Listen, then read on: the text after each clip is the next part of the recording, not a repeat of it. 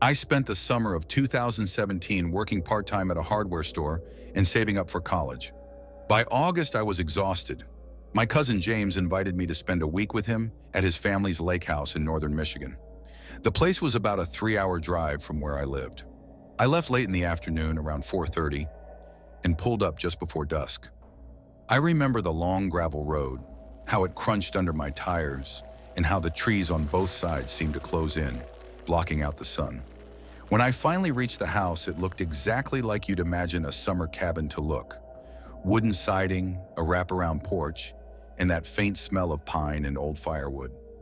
James came out to greet me, beer already in hand, and we spent the first night just hanging out, fishing off the dock, and talking about old times. It felt calm, safe, but by the second night, little things started to feel off. We were sitting on the porch around 11 p.m., crickets buzzing, when I noticed something strange across the lake. The shoreline opposite us was thick with trees, and in the darkness, it looked like nothing but shadows. But then I saw a tiny flicker of light, like a flashlight beam. I pointed it out to James. He squinted and shrugged it off, saying sometimes people camp out in the woods there. "Don't worry about it," he told me. So I didn't, at least not that night. The next day we went hiking, then came back tired and sunburned. By evening, we were grilling burgers on the porch. That's when I noticed the light again. Same place, same steady flicker, like someone moving around with a flashlight.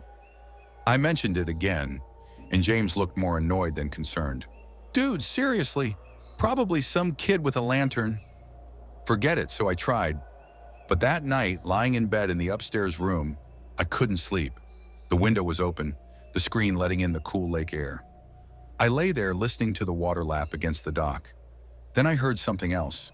It was faint, like footsteps, slow, deliberate crunches on gravel. I held my breath, straining to listen. The sound grew closer, then stopped. When I finally got the courage to peek out the window, I didn't see anyone, just the moonlight on the empty driveway.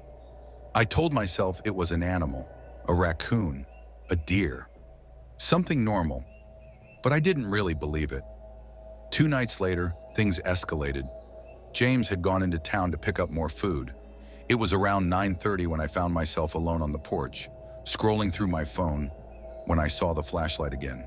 But this time, it wasn't across the lake. It was closer, on our side, moving through the trees just beyond the gravel road. I froze, phone in my hand, the glow lighting up my face. The beam of the flashlight stopped, almost like whoever was holding it had spotted me. My stomach dropped. I whispered, "James?"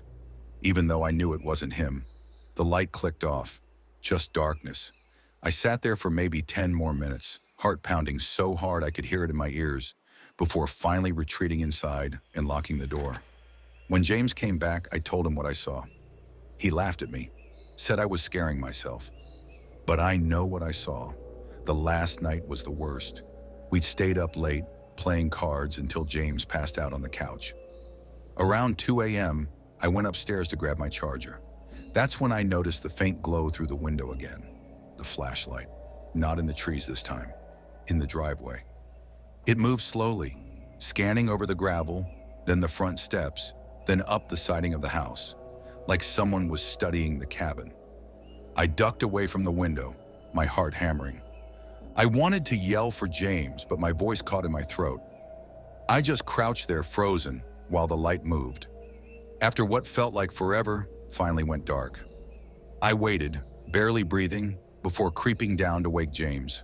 But when I shook him, he was groggy, annoyed, and waved me off. By the time I dragged him upstairs, the driveway was empty. He said it was nothing, that I was overtired. The next morning I left. I didn't even finish out the week. I never figured out who was out there, or what they wanted.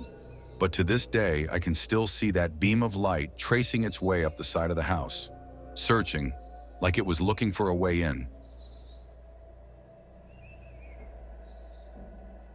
The summer after my sophomore year of college, I decided to take a solo road trip. I wanted to clear my head, see some places I'd never been, and just get away for a while. I mapped out a route that would take me through Wisconsin, down into Iowa, and then across a stretch of Minnesota. Nothing crazy, just me, my little Honda Civic, in the open road. The first couple days were fine. Long drives, gas station coffee, podcasts to fill the silence. But by the third day, I'd been on the road for nearly 10 hours and I was exhausted. It was almost midnight when I pulled off onto Highway 61. That's when I saw the rest stop. Now, if you've done a lot of driving, you know the kind of place I'm talking about. A handful of parking spots, a single bathroom building, a few vending machines, maybe a map on a signboard, always lit by those sickly yellow lamps that don't quite chase away the darkness. I pulled in, figuring I'd stretch my legs, use the bathroom, and grab a Coke from the machine before pushing through another hour or so of driving. There were only two other cars parked there. One was an old minivan, beaten up and covered in rust patches. The other was a pickup truck with no plates. That detail stuck with me immediately. No license plates, just a blank spot where they should have been. I told myself maybe the owner just took them off, but even then, why? I parked a few spots away, locked my doors, and went into the restroom. The place smelled like bleach mixed with urine. The hum of the fluorescent lights was loud, almost buzzing in my ears. I splashed some water on my face and was drying off when I thought I heard something. Not the hum of the lights, not the sound of my own movements. Something else. It was faint, but it sounded like breathing. Slow, heavy breathing. I froze, holding my breath. The sound didn't stop. I turned toward the stalls. 3 of them. The doors all shut. "Hello?" I called out. My voice echoed off the tiles. No answer.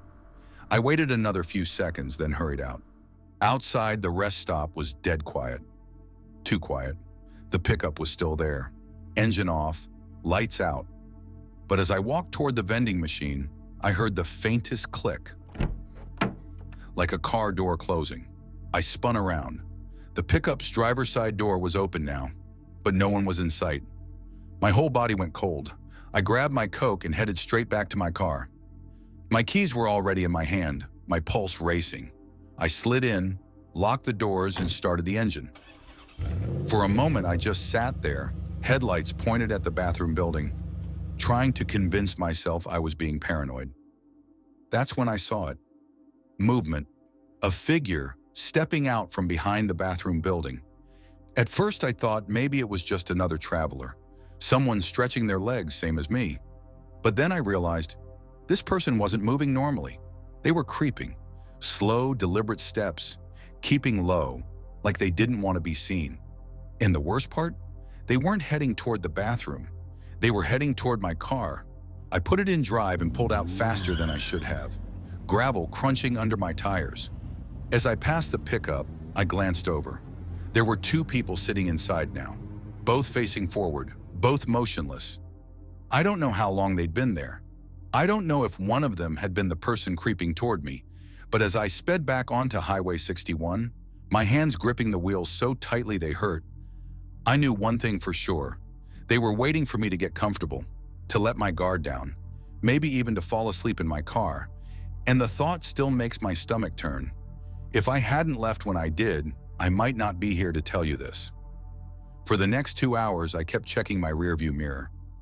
Every pair of headlights made my chest tighten. Every passing truck felt like it might slow down and follow me, but no one did.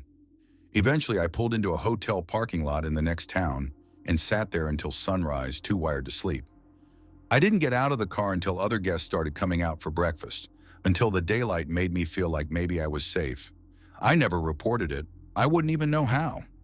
Some people creep me out at a rest stop isn't exactly something the police can do much about, but I've never forgotten the way that man moved through the shadows, or the sight of those 2 figures sitting silently in that pickup with no plates.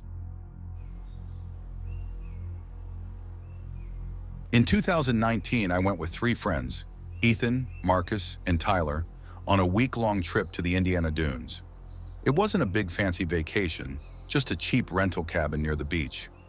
We wanted a place to swim, drink, and basically waste away the last days of summer before school started again.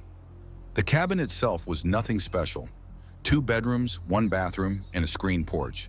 It sat off a dirt road with no other houses in sight, surrounded by tall grass and those sandy dunes that stretch for miles. When we first got there, I remember thinking it felt isolated, too isolated, but the others were hyped, blasting music while we unloaded the car, so I kept my mouth shut. That first day was great. We swam until our skin burned, grilled burgers, played cards until midnight. Everything felt normal, but the second night changed everything. It started small. We'd been drinking on the porch when Ethan suddenly frowned and asked, "Do you guys hear that?" We all stopped talking. At first, I didn't catch anything. Then I heard it too, this faint whistling sound. It wasn't the wind. It was too steady, almost like someone was whistling a tune way out in the tall grass. Tyler laughed and said it was probably another cabin nearby, but there weren't any. The nearest rental was at least a mile down the road. The whistling stopped after about 30 seconds. We went back to drinking, though I noticed none of us were quite as loud as before. Later that night, I got up around 3 a.m. to use the bathroom. The place was dark except for the nightlight in the hall. On my way back to bed, I passed the porch. That's when I noticed the screen door was open, just slightly. Not swinging wide, just cracked an inch. I was sure we'd locked it. I pulled it shut, latched it, and stood there listening. I don't know why, but the hairs on the back of my neck were standing straight up. I ended up sleeping on the couch with the TV on low, just for background noise. The next morning, I told the others. They laughed it off. "You probably didn't close it all the way," Marcus said. So I tried to shrug it off too. We spent the day hiking trails, came back sunburned and tired, and started a fire outside once it got dark.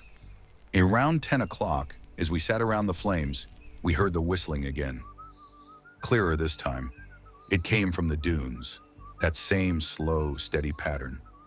Not a song I recognized, just a few notes, repeated over and over. We all went quiet. Nobody joked this time. Marcus tossed another log on the fire, muttering something about kids messing with us. But you could see it in his face. He didn't believe it either. That night I woke up again around 3 a.m. This time it wasn't the bathroom. It was a sound. The screen door again. The creak of it slowly opening. I sat up, holding my breath. The porch light was on, casting a dim glow through the curtains. I saw the shadow of the door inching open, but I didn't hear footsteps, just the squeak of the hinges. I grabbed a flashlight and crept toward the door. My heart was hammering so hard I could barely see straight. When I swung the door open, the porch was empty, but the whistling started again.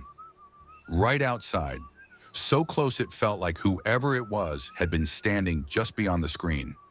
I slammed the door and locked it. Didn't sleep the rest of the night. The others thought I was exaggerating until the fourth night. That evening, we'd all crashed in the living room together, half as a joke, half because none of us wanted to be alone. Around 2:30 a.m., Ethan shook me awake. His face was pale. "Listen," he whispered. At first, I only heard the cicadas. Then it came, low, steady whistling, closer than ever. It circled the cabin. You could hear it moving, slowly from one side to the other. Sometimes it faded, then came back louder, like whoever was making the sound was walking laps around the house. None of us moved. We just sat there in the dark, listening. After a while, it stopped, but that silence felt worse. Just before dawn, there was a sudden slam against the porch, like someone hitting the screen door with their fist. We all jumped. Tyler swore under his breath. Nobody dared to check. When the sun finally came up, we found nothing. No footprints in the sand. No sign anyone had been there. But the latch on the screen door was broken, like it had been forced. We left that morning, packed everything into the car and didn't even bother cleaning up. None of us talked much on the ride back. And here's the part that still eats at me. A few weeks later, I tried to look up stories about that area. I figured maybe other renters had experienced the same thing, but there was nothing. No reports, no legends, no weird history. It was just silence. Like whatever happened to us, only happened to us. Sometimes late at night, I catch myself thinking about that whistling, those same 3 notes over and over. And I wonder if maybe whoever was out there that summer is still out there, waiting for another group to rent that same little cabin in the dunes.